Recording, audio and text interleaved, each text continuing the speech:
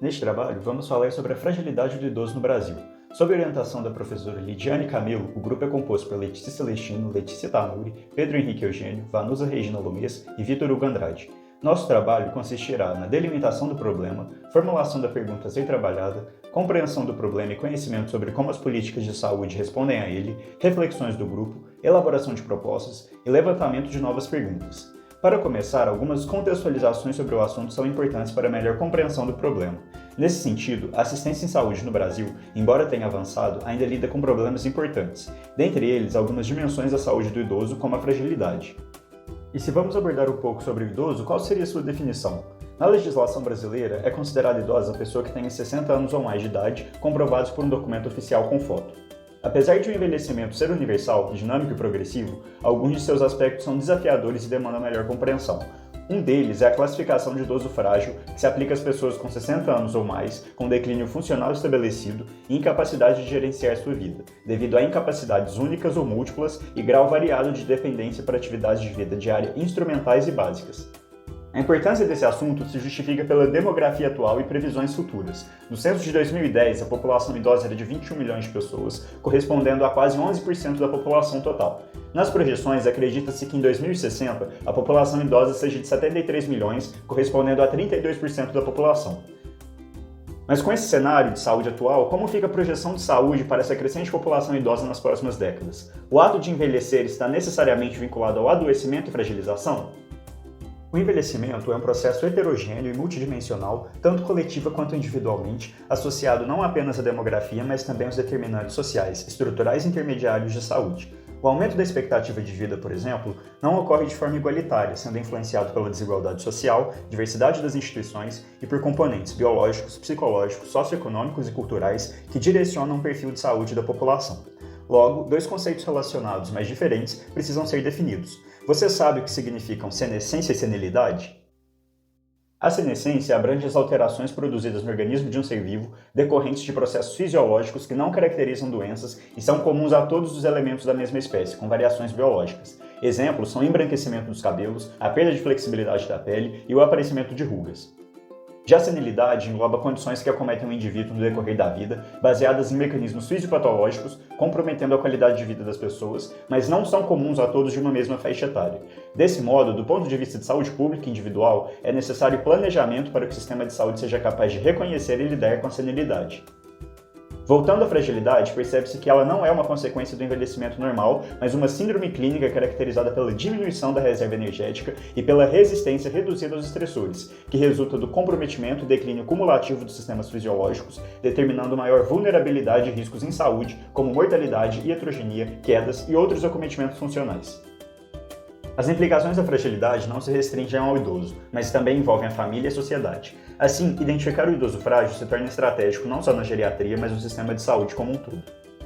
Diante disso, surge o questionamento: como a saúde pública e coletiva, em especial a atenção primária no Brasil, lida com a fragilidade desses idosos considerando os objetivos definidos e os desafios correlatos? Inicialmente, deve-se reconhecer as demandas, considerando-se queixas, epidemiologia e instrumentos de rastreio, e realizar a avaliação multidimensional do idoso, englobando fatores fisiológicos, funcionais e contextuais. Depois, procede-se a intervenções necessárias, sejam elas preventivas, curativas, paliativas ou reabilitadoras, tendo como base o cuidado multiprofissional atrelado ao autocuidado e à família. A respeito da saúde do idoso, das várias propostas e deliberações já feitas, destacam-se o Estatuto do Idoso, com a garantia de direitos da pessoa idosa, fruto de forte mobilização da sociedade e que abrange diversas dimensões como a saúde, com os chamados direitos da pessoa idosa na saúde. A Política Nacional de Saúde da Pessoa Idosa, lançada em 1999 com o nome de Política Nacional de Saúde do Idoso, PNSPI, e revista em 2006, tem como principais diretrizes promoção de envelhecimento ativo e saudável, garantir atenção integral, enfatizando envelhecimento saudável e funcional, assistência às necessidades de saúde do idoso e, além disso, trabalha em dois grandes eixos, os de idosos independentes e os de idosos frágeis. No que se refere à fragilidade do idoso, as conquistas da PNSPI foram o Caderno da Atenção Básica, CAB 19, e a Caderneta do Idoso, sendo a de 2018 lançada junto a um manual com instruções para preenchimento e uma ficha espelho.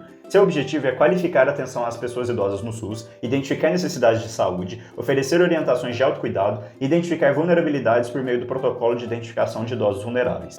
Existem também as diretrizes para o cuidado das pessoas idosas no SUS, proposta de modelo de atenção integral, que orientam o cuidado da pessoa idosa no SUS, potencializando ações já desenvolvidas e propondo novas estratégias. Elas propõem dois grandes eixos norteadores para a integralidade de ações: enfrentamento das fragilidades da pessoa idosa, família, cuidadores e sistemas de saúde, e a promoção da saúde e a integração social em todos os pontos de atenção.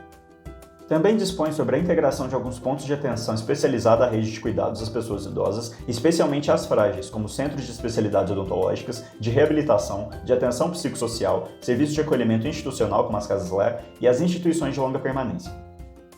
A despeito dessas propostas, observa-se que a saúde pública no país enfrenta desafios no manejo do cuidado dessa população de idosos fragilizados. Como visto, a identificação da fragilidade é um ponto importante nas políticas de saúde relacionadas à população idosa. Mas será que os profissionais da saúde de fato sabem como diferenciar, de forma eficaz, dentre a população idosa, aqueles indivíduos considerados frágeis? Para ajudar nessa tarefa, uma ferramenta que pode ser utilizada é o IVCF-20, um instrumento brasileiro multidimensional, válido e confiável, que avalia o índice de vulnerabilidade clínico-funcional do idoso por meio de 20 perguntas que podem totalizar 40 pontos. O IVCF-20 pode ser utilizado por qualquer profissional da saúde ou até mesmo pelos familiares, desde que recebam capacitação para aplicá-lo. É um instrumento simples e de rápida aplicação, variando de 5 a 10 minutos, que avalia as principais dimensões consideradas preditores de declínio funcional e óbitos em idosos, distribuídas em 8 sessões, incluindo uma questão sobre a idade, uma sobre a autopercepção da saúde, 4 sobre as incapacidades funcionais, 3 sobre a cognição, 2 sobre o humor, 6 sobre a mobilidade, 2 sobre a comunicação e uma sobre comorbidades múltiplas, totalizando as 20 perguntas. Com isso, após uma avaliação multidimensional, o idoso poderá ser separado em 10 estratos que variam desde a robustez, passando pelo risco de fragilização ou atingir uma condição de idoso frágil. O IVCF-20, além de reconhecer o idoso de risco, é capaz de sinalizar algumas intervenções que podem ser implementadas, independente da realização de uma avaliação geriátrico-gerontológica especializada. O idoso pode ser alocado em 3 grandes grupos que definem o grau de vulnerabilidade e qual nível de cuidado deverá ser dispensado a ele. Grupo pontuado de 0 a 6, com o idoso com baixo risco de vulnerabilidade, demandando cuidados na unidade básica de saúde. Grupo pontuado de 7 a 14, idoso com moderado risco de vulnerabilidade, cujos cuidados em saúde devem ser avaliados pela equipe multiprofissional. E o grupo pontuado com 15 ou mais pontos, correspondente ao idoso com alto risco de vulnerabilidade, e os cuidados em saúde devem ser acompanhados pela equipe multiprofissional. A detecção precoce de sintomas pode auxiliar a postergar a instalação da síndrome da fragilidade a partir de intervenções específicas multidisciplinares. No entanto, nem sempre isso acontece, seja por falta de acompanhamento longitudinal cuidadoso ou por falta de sensibilização dos profissionais de saúde quanto à importância da detecção precoce. Outros desafios são a pouca utilização de outros instrumentos, como a caderneta do idoso, o desafio de ampliar o acesso, incluir ou potencializar o cuidado integral e concretizar ações intersetoriais nos territórios, com foco nas especificidades e demandas de cuidado da população idosa. Olá, o Brasil está passando por um processo de envelhecimento extremamente acelerado. E a grande preocupação que nós temos hoje no Brasil é como que o sistema de saúde está enfrentando essa nova realidade. Nunca tivemos tantos idosos como temos hoje no Brasil. Temos dados que indicam que a cada ano existem em torno de 1 milhão de pessoas que atingem 60 anos ou mais, que é o conceito de idoso de envelhecimento. Só que a heterogeneidade desses indivíduos aumenta à medida que a idade aumenta. Então, é muito diferente eu pegar um grupo de idosos de 80 anos e um grupo de pessoas com 40 anos. Entre os 80 anos, a diferença entre eles é brutal. E a grande dificuldade que nós temos hoje no sistema de saúde é que essas particularidades do processo de envelhecimento não são reconhecidas, porque tudo que o idoso tem é normal da idade. Isso dificulta o reconhecimento das novas demandas dessa nova população no Brasil. O nosso objetivo, então, é fazer com que o sistema de saúde consiga reconhecer as particularidades do processo de envelhecimento e aquilo que não é normal de ser apresentado, de ocorrer nesse indivíduo idoso. Os profissionais de saúde têm que estar preparados para isso, principalmente o médico, no sentido de reconhecer aquilo que não é normal, que não é esperado no envelhecimento fisiológico, também chamado de senescência. Então, é importante o médico, os profissionais de saúde, a rede de atenção à saúde, perceber isso, para que, ao perceber, ao reconhecer essas particularidades do idoso, principalmente aquela que a gente chama de fragilidade, tá, que não é normal, a gente possa oferecer para esse idoso e para essa família intervenções interdisciplinares capazes de melhorar a vida desse indivíduo e dessa família que esse indivíduo está inserido. E não dá para separar o idoso frágil de uma família, porque ele é frágil, ele precisa de um cuidado diferenciado. Isso não é normal no envelhecimento.